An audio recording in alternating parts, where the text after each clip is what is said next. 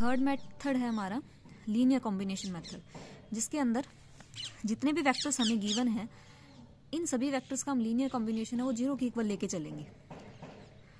3 vectors हैं तो इन 3 vectors का लीनियर कॉम्बिनेशन करेंगे हम और इसे किसके इक्वल रख देंगे, 0 के बराबर।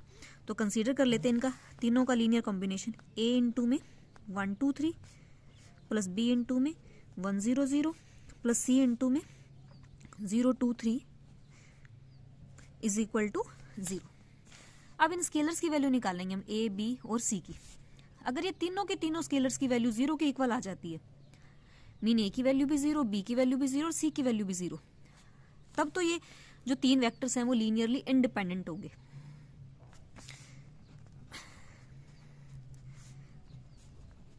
और अगर इनमें से अगर एटलीस्ट वन स्केलर, इनमें से एक भी स्केलर की वैल्यू अगर नॉन जीरो आ जाती है, चाहे एक की आई नॉन जीरो, चाहे 2 की आई, चाहे तीनों की आई, तब उस केस के अंदर ये जो 3 वेक्टर्स हैं वो क्या हो जाएंगे, लीनियरली डिपेंडेंट।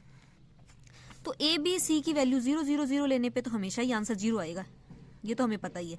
पर हमें ना ये वाला केस पहले चेक करना पड़ेगा कि हो सकता है कि इन तीनों में से कोई एक वैल्यू नॉन जीरो लेने पर भी आंसर क्या आ जाए, हमारा 0 आ जाए। तो ये चेक करेंगे हम।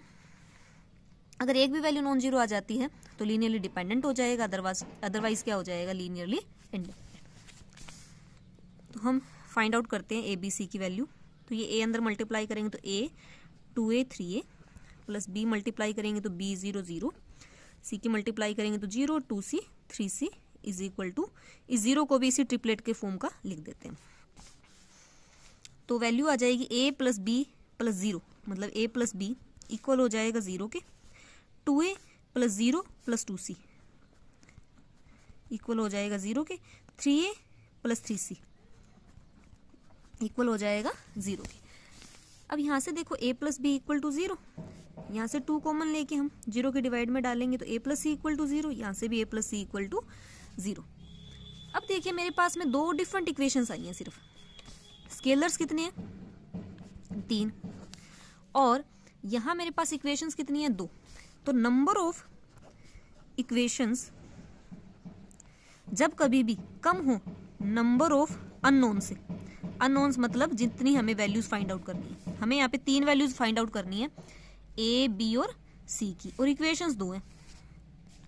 तो अगर ऐसा कभी भी केस आ जाता है कि नंबर ऑफ अननोन ज्यादा हो नंबर ऑफ इक्वेशन से, तो ये हमेशा लीनियरली डिपेंडेंट का केस बनेगा।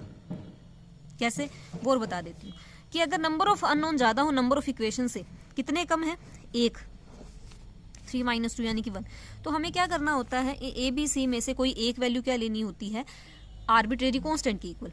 तो ए बी सी है तो मैं सी को अपनी तरफ से क्या ले लेती हूँ, के ले लेती हूँ। सी की वैल्यू अगर के लूंगी मैं तो ए क्या आ जाएगा मेरे पास में, माइनस के, क्योंकि ए प्लस सी 0 के बराबर है।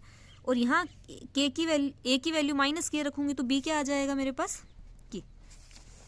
तो ए बी सी की वैल्यू किसकी टर्म में आ गई, आर्बिट्रेरी कांस्टेंट के की टर्म में आ गई।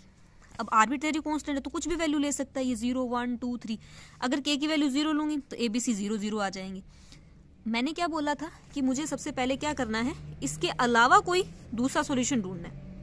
मीन 0 0 0 लेने पर तो आंसर हमेशा ही 0 आएगा, पर इसके अलावा भी क्या हमें मिल सकता है या नहीं मिल सकता, वो हमें चेक करना है। तो मैं क्या करूंगी, यहाँ पे इस आर्बिट्रेरी कांस्टेंट की वैल्यू, के की वैल्यू अपनी तरफ से 1 ले लेती हूँ।